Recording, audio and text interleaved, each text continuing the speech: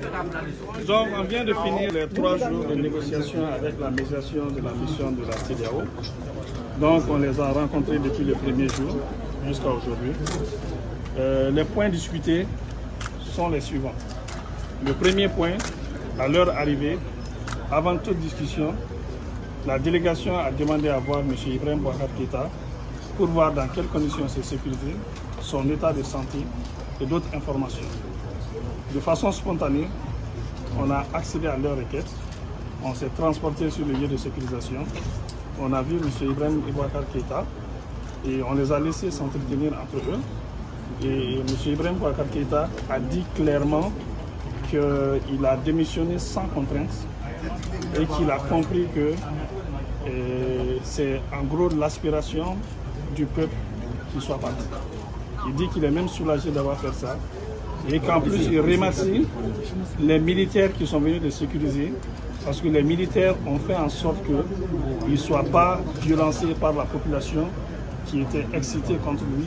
Il y a aussi une partie des jeunes militaires qui étaient excités. Il remercie les militaires qui sont venus pour le sécuriser.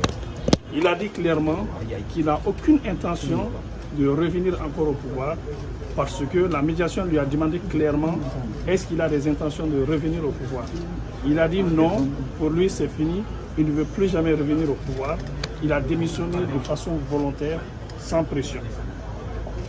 Ensuite, la CEDEAO a dit que comme ils ont constaté cet état de fait, on peut commencer les discussions proprement dit. L'autre point de discussion, c'était de demander que les conditions de sécurisation de M. Ibrahim Boubacar Keïta soient allégées et qu'il soit autorisé à aller se soigner parce qu'il doit faire des contrôles médicaux.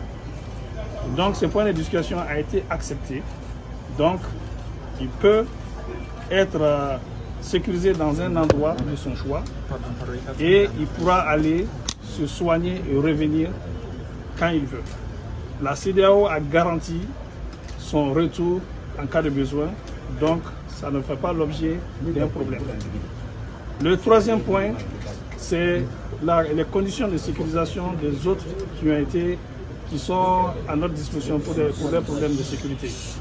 On a dit que l'état actuel de la situation nécessite qu'il soit sécurisé. On va voir un peu comment ça va évoluer la situation et leur axe va dépendre de la situation de sécurisation actuelle. En ce qui concerne la transition proprement dite, on a eu des échanges par rapport à la transition, à l'équipe de transition, au président de transition, au gouvernement.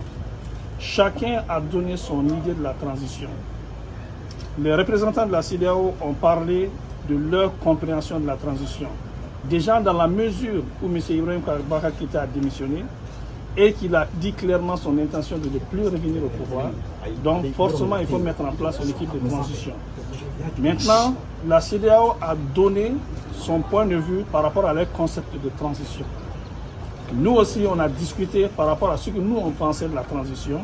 Il y a eu des discussions de part et d'autre, sachant qu'à ce stade, rien n'est arrêté, rien n'est décidé et que nous, à notre niveau, l'architecture finale de la transition sera discutée et définie entre nous. On a exigé, au regard des efforts qui ont été faits, qu'ils voient aussi comment lever les sanctions. Parce que tout ce qui nous anime, nous, c'est vraiment que le peuple ne souffre pas. Les sanctions, c'est un problème pour nous. C'est le peuple qui va beaucoup plus souffrir pour les sanctions. Et voilà pourquoi on a essayé de faire des compromis. Parce que si on ne fait pas de compromis, les sanctions ne seront pas levées. Et les sanctions, ce n'est bon pour personne. Et c'est surtout le peuple qui va souffrir. Déjà, sanction ou pas sanction, la majeure partie de la population malienne est en train de souffrir. Sanction ou pas sanction. Et les sanctions vont venir aggraver ça. Donc, il y a un mécanisme qui est au niveau de la communauté internationale où ils ne sont pas regardants sur la population, ils ne sont pas regardants sur ce qui se passe. Pour eux, les principes, c'est les principes. Donc, si on intègre ça, on est obligé de faire des pas pour qu'on puisse aller vers la levée des sanctions. Donc, on a arrêté la discussion à ce stade. Ils vont se retirer.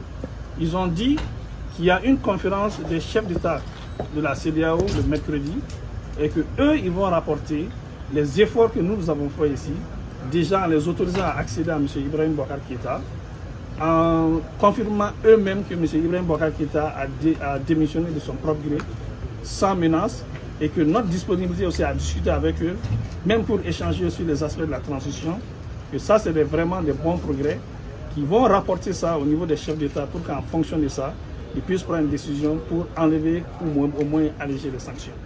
Je dis, je répète, tout ce qui nous anime nous, c'est vraiment pour le bien du peuple. Les sanctions, ce n'est pas bon pour nous, surtout pour la population.